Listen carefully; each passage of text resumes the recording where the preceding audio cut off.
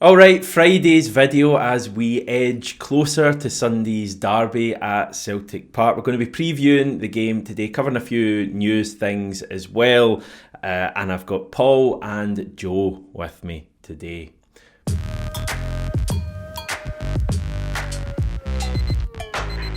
Paul, how are you feeling ahead of another derby?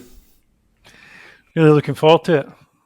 It's good to. I think at this stage of the season we're so close to wrapping up the title, and so meaningful games. These games are always meaningful games, as the cliche goes. So it's nice to get a meaningful game of the weekend. So yep, I'm excited about it. Good stuff. Joe, revenge is not a word Brendan Rodgers will use. Is it on your mind?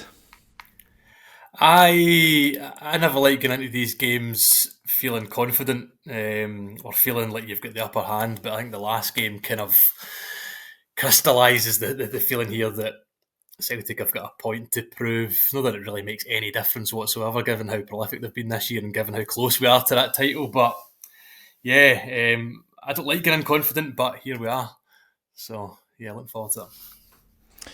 Yeah, there's a reason we've not got Stevie on today's video, by the way. It's a very obvious and clever decision because Stevie did embarrass himself before the last derby by claiming that we wouldn't even have to really work hard and turn up to beat them, and we all know how that went. So Stevie's not on, so hopefully you two won't embarrass yourself here. But if you do genuinely feel we're going to win 5-0, then please feel free to say it over the course of this. But do either of you feel like that at all? No, in a word, no. I'm not saying no. I tell you what, you don't need to get me back on after this. Like, no, listen, I'm an eternal pessimist, and as I say, I sound like I'm contradicting myself, but I just feel that um, when Rangers were getting into their European game, which we might nod to at some point over the course of the conversation. Like most Celtic fans, I wanted them to go out, but if they weren't going to go out, you wanted it to go on as long as possible, and it did. So emotionally tired, physically tired. Celtic with a point to prove at home. Rangers fans back in, home crowds desperate to keep them quiet. Yeah, I think you're right. I think all the kind of ingredients point towards that, but we certainly need to turn up and play better than we have in our past couple of games. There's plenty of chat to come just before that. Pleased to say today's show has been created in collaboration with our friends at NordVPN. They're the legends who make it possible to watch your favourite content even when you're travelling. Paul, you'll know all about VPNs and that kind of stuff. Joe, you will as well. But even if you're like Joe living in Scotland, you need a VPN for internet safety these days, privacy, stuff like that. Obviously, I'm a bit biased, but living here in Australia, having a VPN that I'll be using on Sunday to catch Chris Boyd's tears at full time. Well, NordVPN's who I go with. They've got an offer on at the moment as a Celtic AM viewer and listener. It's a special birthday deal. By clicking the link that's in the description, you'll get up to 72% off NordVPN's 2-year plans plus 6 months free. So please feel free to do that. It was Brendan Rodgers' turn on Celtic TV yesterday. There was stuff on Jota, Schlupp, Dyson. He says we didn't meet the demands of the game in the last derby, and he did admit that comes into the thinking for this one. Our standard wasn't met that day, Brendan Rodgers says, and it was a surprise at the time. So he's probably mentioning this ahead of the game. We know that revenge isn't a thing he really looks at doing. You need to go in with a more positive mindset than revenge. But it's clear, Paul, that he's going to be referencing, I think, that game. And if he's not doing it, Callum McGregor and Kasper Schmeichel guys are going to be doing that as well, because that wasn't good enough at the start of the year. No, that's right. And I think I've heard them over the last couple of days talking about how Rangers adopted the game style that we tend to adopt. I think he used the term stole. They stole our style of player. They stole our game. And I think it's a good way to look at it. They were just a better side, largely from start to finish in that game, I think. And we didn't turn up in the way that we always do. I think one of the things they did was shut Callum McGregor down really effectively. And so when he's talking about you don't want to take revenge. You don't want to have eyes in the past, but you do have to learn from games. And so clearly he's going to have examined that game, looked at what we did badly and what Rangers capitalised on. And I'm sure he's got something up his sleeve to make sure that doesn't happen again. So, I think taking the positives out of a defeat to make sure things go differently next time is exactly what you want from a good manager. 'Cause, I mean, there's a tactical element to this clearly, Joe. And in the last couple of derbies, Rangers have had a number. I mean, we still won the cup final, so we shouldn't forget that. But certainly at Ibrox, their game plan really nullified us. But I made the point after that game that I felt away from the tactical stuff, and it's quite a simple thing to say, but we just didn't turn up in that game. We were so poor. And I think even if Rangers have a similar tactical plan, us just being a lot better at home, I still think if we play our top game, no tactical plan from them can stop us or nullify us. So that's a big thing for me. Again, it's so simple to say, just bring a better level to the game and meet those standards of a derby. Yeah, 100%. I couldn't agree more. I think my worry about looking to the past is Celtic. I mean, the best teams all over world football, it's game to game, isn't that? It's the cliche they roll out. They don't think too much about this game, that game. It's the next one. The next one's obviously a really big one. It's against Rangers. I was most surprised at Ibrox, like we said at the time, and like many said at the time, not just because of the nature of the defeat, as you say, from back to front, Celtic didn't turn up. It was a bad day at the office for the full team, including Brendan Rodgers as well and the coaching staff. But that, we did win the cup final, but for long spells in that game, we weren't the better team. And 2 weeks, 3 weeks later, whatever it was at Ibrox, I didn't really feel that we'd learned too much from that game. So I'm not that interested in comparing and contrasting and games gone by with my thinking head on. But I do think that we took such an emotional bruising in that game, and as Celtic fans we feel it, and whilst the players and the manager and everybody involved at the club behind the scenes, rather front facing, won't really be facing up to that, won't really be admitting how sore it was. I think they would have really felt it. And then, of course, the form since has been pretty impeccable all through Europe. Very, very close against Bayern Munich, as we spoke about loads at the time. And now pushing towards the league title and pushing towards that treble. The Hibs game last week took, as you guys have already well covered, huge strides towards another domestic treble, which we're almost taking for granted at this stage. How many trebles we've had in more recent years, that the fact that we exited the League Cup last year so early was such a blow, and then bounced back with a well-earned domestic double. If last week was a big step towards the treble, if you're thinking about the cup, going to town on Saturday and not just a victory, but a confident victory, and showing everything that Celtic have been about this year. All the players that have been so promising and progressive, and players like Nicholas Kuhn have come into their own. Dyson Maeda, if everybody turns up and everybody's fit come Saturday, or come Sunday rather, it will be, that would be a real statement victory as well if Celtic can do it towards the league title, and obviously that's a huge part of the potential treble. Because we obviously want to win this game, and that's the main thing here, is winning. But I do sense that inside the camp they'll be wanting to really win well and play well as well. Like that'll almost be the expectation. Brendan Rodgers talks about performances a lot, and it'll be going out there and really playing our best football. Because if we play our best football, I just don't think they come close to us at all. Like I watched them against Fenerbahce, and I know they've gone through and they're going to be taking a high from that. They're going to be going into the derby in a real high. They've won a penalty shootout, and we know how that feels from earlier this season. Like, even when you don't play well, which we didn't in the cup final, if you win a penalty shootout, it's almost better than playing well sometimes because of the euphoria of it. So, and you saw the scenes at full time, they'll be really, really good, but it doesn't take away from the actual football. And I really thought they were poor. With the support behind them, 2 goals up from the first leg, and they lost that by a couple of goals, and Fenerbahce could have won it by more than that. I really thought the amount of times they got the ball and it was just like stagnant, static. They didn't seem to have passes on, and you just think if we turn up and play anywhere close to our level, like, you think it'll be a very comfortable afternoon for us. Am I wrong in thinking that, Paul? I mean, am I downplaying the high Rangers could have from tonight? No, I don't think so. I mean, I think we fell into that trap when we lose the cup semi-final, when they come back after a similar situation. So I think you're always wary in those situations. But that's why I don't think revenge is the right way to look at this. Because my biggest problem in the last derby was how badly we played. So Rangers did their job. They turned up. They played a good game of football. They tactically did something different to combat us, and they come away with the win. So generally, revenge means you're going after someone that's done you wrong, and Rangers just turned up and did their job. I think what we need to go after is how badly we played. So if we've got a problem with anything from the last game, it should be how badly we played and putting that right.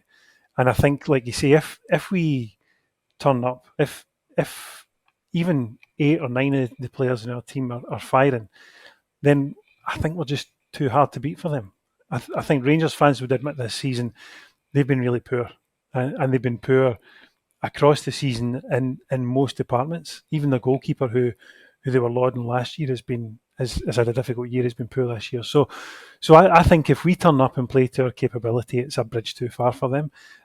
But that's not to say that freak things can't happen. But I think if we turn up and play, then I can only see it going one way. Our record at Celtic Park's been so good as well, Joe. Like really good, and like our record in these. I won't use the revenge word, but these kind of follow-on matches when you maybe have suffered a poor result. There's a lot of evidence this season. We covered the Hibs stuff last week. I thought last Sunday, very polished performance. I know Assam at the time maybe wanted a few more goals, and that's fair enough. We all did probably, but I thought it was a really polished reaction to having lost at Easter Road. The Aberdeen Cup semi earlier in the season, after they'd sneaked a draw against us, next game we completely batter them. Even like Bayern Munich beat us at Celtic Park, you get a reaction, and we're 30 seconds away from winning in the Allianz. Dortmund away, albeit not against Dortmund, but you then get a reaction after that. The team are very good at reacting to disappointments, and Ibrox was a real disappointment. And I just think the one worry for me in these fixtures these days is complacency. That's the point we've got to. For me, my one worry always in these fixtures is, do the players turn up and think, we can probably get away with it today with a 6 or a 7 out of 10, because we win all the trophies in Scotland virtually every season. We win all the derbies in Scotland these days virtually every season. So that's always my worry going into these games. I just don't think that's a factor this Sunday, because the team are just going to be so determined to go and win well. And it's like, as Paul says, if not to simplify it, but if we turn up and play at our top level, I don't see a world where Rangers are able to deal with that. Yeah, and I think, excuse me, I think when you mentioned there about the players potentially thinking they're so far ahead, we can go in with a 6 or 7 or an 8 and not a 10 out of 10 in terms of performance levels. I'm not saying that happened at Ibrox, but that's how it looked. From the outside looking in, that felt like there was an element of complacency. And it's maybe difficult to get yourself fired up even for these games when you're so far in front. And it's almost a backhanded compliment, isn't it? Because it's testament to how strong and how good Celtic have been over the course of this season, that you can go into any of these games and that to be part of the conversation. Whether we are right or wrong is irrelevant, but that's how it felt in January against Rangers. I think it's, and also, I mean, to your point about being so far in front, and Celtic could realistically lose on Sunday, and it still means nothing. They'll probably still win the treble. As fans, you never want to see that. You never really want to say it, but it's still pretty much the truth. I think for Rangers, it's got to be a bit incidentals for them, doesn't it? Like, tactically, whether even the most, staunch, devout Rangers fan, Barry Ferguson following, like, there's no comparison between the aptitude of our manager and the background staff that they've got just now. What they do have is Barry Ferguson, who well understands, rolling out the cliches here, but well understands the fixture, was a very prominent figure in the fixture many moons ago, and the rest of his background staff there. Obviously got the Rangers fans in as well for the first time in a very long time. I go back to January, and that crowd deficit is so difficult to play. And I've said this before, but having been part of the media team and having been in Ibrox, reporting on the game when there was 700 fans in, but in the main stand surrounded by Rangers fans, Rangers won that game 2-0. And I couldn't hear the Celtic fans. I didn't have too much to sing about, but I couldn't hear them. So when you take them away completely, for the players on the pitch, if things aren't going well, it was almost inevitable that something like January was going to happen. Obviously not the case on Sunday rather. I must want the game to be early. You're keen, aren't you? What are you doing on Saturday? Are you busy on Sunday? Is that the? It's a long week, yeah. But no, I think that again, going back to all the kind of the trappings of this fixture from a fan's perspective, the fact that Rangers fans will be there, the fact that Barry Ferguson will be trying to get them fired up through his experience of the fixture, the fact that they're coming off the back of a pretty dramatic victory in Europe that goes to penalties. The crowd and the Celtic players just need to have that synergy that we've seen all season, that relationship, and no complacency, nothing stupid in the first 15 to 20 minutes. Player game, player tactics, press the game, dies a Maida like a greyhound up top, as he's been all season, especially since moving into that kind of more central role. And I think we should be okay. Do you feel, Paul, like the derby's kind of going to be returning to what it used to be in terms of the atmosphere to an extent? You're going to have 2,500 Rangers fans there. I think it should make for a better atmosphere generally inside the stadium. Yeah, I think it will do, and I think it's going to be interesting with Barry Ferguson coming back into Rangers, and he was very clear when he came in that he wanted to instill that passion that it seems like they've been missing. I wonder if that's going to translate into a bit more trouble on the pitch, which really hasn't been there over the last couple of seasons. So a couple of thousand fans in the stadium, or whatever the number's going to be, that sort of those fighting words put into them as Barry Ferguson sends them out onto the pitch. I wonder if we're going to see red cards. I wonder if we're going to see some kind of tasty challenges and that sort of thing. And that all adds to the derby for me. So I think the atmosphere at the game will be great. I remember the atmosphere in the 3-0 game, the evening game that we had, where it was I think the first one that it was all Celtic fans. And it was a great atmosphere for a different reason. But I just don't think you can match when there's two sets of fans and enough fans there to make a noise going at each other. So, yeah, I think for all those reasons, it's going to be a real sort of tense, electric atmosphere. Yeah. That's for me personally. That's what you want as well. Do you think then Rangers are going to come out kicking? Is that what you're hinting at, Paul? I think so. Well, I think because he'll have told them that that's what's been missing. So if you're instilling those fighting words into someone before they come out, whether they like it or not, they're going to try and, you hear players all the time talk about get that first challenge, and whether it's Jota or Maeda or something like that, give them a knock in the ankles in the first couple of minutes, let them know that you're there. So I think they're going to try and impose themselves physically on Celtic in a way that they haven't in the last couple of years, and that could lead to some tasty stuff on the pitch. Yeah, I think so. That's where you need a strong ref, Joe, and we've got Stephen McLean and John Beaton on VAR as well. So that doesn't faze me if Rangers come out playing like that, because I just think it will end up, you would hope, with a number of their players in bookings. There was a lot of bookings in tonight's game. I don't know what it ended up on, but there's certainly 6 in the first half, I think, which is pretty high. So I think you're right. I think a red card or 2 might be likely on Sunday, because there's not been many red cards in these games in recent years, and I think part of that might be down to not having both sets of fans in the ground. I think it's I don't know, I can't say that for sure, of course, but I just think it's easier to be a little bit passive, especially if you're maybe losing when you've not got your own fans there in the corner or whatever. So I think Sunday might be a kind of return to the old days, but I just hope we can beat them comfortably. I'm trying not to go too ahead of myself here, Joe, because last time me and Steve will take joint responsibility. Did get a little bit confident, but you got to remember Rangers were in a terrible state ahead of that game. I just think, yes, we need to bring our top game, but if we do, I do think we can win by several goals. Like I do think that's possible, because I think we're streets ahead of them. Yeah.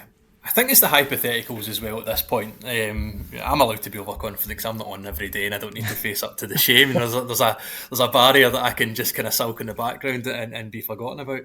But excuse me, I think, like, I totally agree, Paul. I think that it's got all the makings of the hallmarks of being a bit spicier than normal. You have the fans in, which is before the game, the build up to the game, Sky Sports in, the in and around London Road, all the stuff that comes with it, all the preamble. But I think if Celtic play their game, I think that if we contain Rangers in that opening stretch, that first 15-20 minutes, if we get ourselves in front at half-time, that's when, imagine there's a goal scored from 30 minutes onwards. It would have been earlier even better. But if there's a goal scored in that window, Celtic Park's rocking as it always is. Obviously, the vast majority of the stadium filled with Celtic fans, and then you've got Ferguson having to take them into the dressing room, which is underneath the old stand. And I've been down there during half time and match days of Celtic are winning. It's rocking, right? And he's having to give a passionate speech when Rangers are trailing a game. Now, I'm not saying that it's impossible that Rangers then wouldn't come out and give Celtic a game, but it's all these wee moments in these matches that matter that were completely missing for a number of reasons during the last game. We're now into that final straight of the season. Celtic are flying so far in front. Point to prove after the last game. Even the weather being nicer. I'm not sure what the weather's supposed to be on Sunday, but even just it being the sunshine being out against Hibs last weekend, it felt like that spring, heading into spring, getting towards the business end of the season, they say, and when all these factors come together, more often than not over the last 20 years, really, but over the last 10 years anyway, it's Celtic have done the business. I remember going into the 5-0 game, the game that won the league during the double treble season, and getting into that game thinking that Celtic were going to turn up and it was going to be a big result, and sure enough it was 5-0 after 60 minutes. And again, the disappointment that night was that that Celtic didn't score more, that afternoon, rather, that Celtic didn't score more. So with all of that in mind, it feels like Sunday's building up to something like that. Easy for me to say at this end, but I'm sticking with it. I don't mind it. To be sunny on Sunday, kind of the wee daft cloud with the sun, so I assume that's clouds and sun. 9 degrees at kickoff. Perfect. Shots with it. Yeah. If we all named our team, it would probably be the same team, guys. Would you agree with that? Is there I mean, it's pretty nailed on, isn't it? Yeah, I think so. I think Bernardo's obviously still injured, and he would be the only one that would come into consideration for me. I think Jeffrey Schlupp's nailed that position down since he came in. I wonder actually if that's with Taylor probably leaving at the end of the season. Are we going to see him again at all? I'm not sure. I think you maybe get a send-off game, maybe trophy day, something like that. Yeah, I hope so. I hope so, because he's worked hard over the years he's been at the club. But Schlupp, I just was looking at this the other day. It's little things that he's doing as well. Like I've not seen him lose a header, for example, when the diagonals have come across on his side. So he's just that bit more defensively solid. But then can spring attacks as well. And there's a lot that Taylor does well, moving into the middle of the park. He's good on the ball, but the one or two things, I think this season where he'd started being a bit more untidy than he was over the last few seasons. I think Schlupp's just been solid there. So, yeah, I think the lineup takes care of itself. I don't see any surprises, and were you to choose your lineup even with a full strength squad, then I think it's pretty much who you'd have in there, isn't it? Yeah, I mean, having watched him, I think Czerny is potentially the danger man, and he doesn't terrify me because he doesn't really have pace, and they do lack pace big time. But he does seem like he's capable of, skinning a couple of players and doing something. So I feel good about Schlupp up against him. I think Schlupp's, experienced enough, and he's quick as well. He's quick, he's strong. He's kind of like a really all-rounded, well-rounded player. So I feel good about that. I don't know what other threats he really have, but who are you most feeling good about, Joe, about Sunday? I think going back to Schlupp, I think he's due getting one of these come inside rockets off and finally hitting the target, and maybe if he gets that on target, nobody's saving one of them. I feel good about the team generally. It's not a cop-out answer. I just think that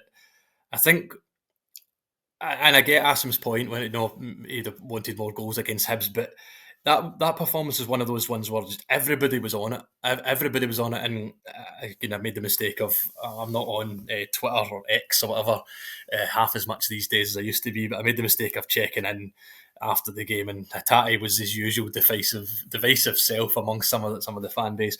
But I thought Rio Hatate in the last half an hour or so of the game was just the defensive qualities that he was bringing to Celtic's impetus and attack.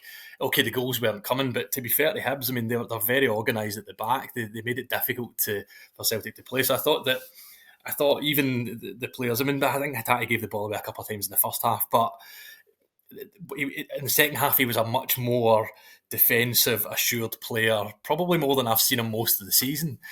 So across the board, I just think like everybody is playing so well at the moment. For them, Černý is the one that kind of stands out for me. I think you're right, he's not got the pace, but there's something about him principally that reminds me of Ryan Kent in the sense of when he gets the ball. Ryan Kent in that season where Ryan Kent was half decent against us in the left, when he got the ball and you were never really sure what was going to happen next. That's how I felt in January. But again, as Paul said at the start of the conversation, a lot of that was down to Celtic not being on it and allowing maybe Černý to have a bit more space to be creative. But I just think from back to front, especially in recent weeks, over the last several weeks, Celtic have, to a man, looked very confident. With talent on the bench that can come on and will really want to get involved as well. I think the bench, probably the squad generally does need bolstered in the transfer window. I think that's fair to say. Probably weren't active enough in January, but there are still players you're looking at who could come on and either add to what we're doing or change things. And no, I mean I sound like someone who's very confident getting into Sunday, and I suppose I am, but I'm not used to be. I genuinely don't normally feel like this, even when it's been more likely that Celtic are going to come out on top. But it's just that's testament to how solid Celtic have been recently. I just can't see past them. So it's about Celtic. It's Celtic are giving you the confidence. Yeah. I just think they've been so confident themselves recently, in the face of adversity. I mean, the heads could have went down again after the Bayern Munich exit from the Champions League just simply because of the way it happened, and then to see Bayern Munich go into the next round and play so confidently and strongly, exactly, against a top team, a team that are better than Celtic. Let's call a spade, and yet Celtic held their own. So why not? I mean, you give your opponents respect, but there's no question who's better on their day. That's it in a nutshell for me. You give Rangers respect, or certainly if we're not going to do it, the team will do it and they'll give Rangers full respect. When that game starts, you go for them and you make it hell inside the stadium. The support, I think the stadium, as I say, I think with the return of away fans, not to labour the point, I do think the home support is going to be as loud as it's been for a derby in a good while, and I think the team will feed off that. I agree with you. I do feel really confident in the team. I think at Celtic Park's such a big thing as well. We've been so good at home this season. Like nobody has really come close. Bayern Munich obviously beat us, but certainly domestically we've been so dominant. So yeah, Paul, final. Are you going to urge any caution here, or are you going to just go for it? No, God, you've got to go for it, don't you? We've got to get excited about it, and it's at 11:30 at night here on Sunday night, so I think from dinner time onwards I'm going to be jangling and just waiting for the game to start. Formula One's on here, of course, on Sunday as well, so it's a busy old day for us.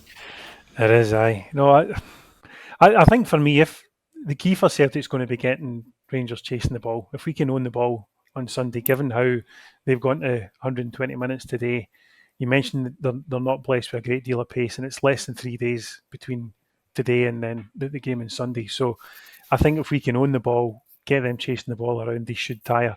And I think the pace and movement of the three that we've got up top is just going to really trouble a defence that's already spent tonight chasing around and running hard. So I think that's going to be the key to keeping them in the back foot and hopefully capitalising on that. And as you say, the fact that we are, I don't think even the most strident of Blue Noses would suggest that we're not the better team.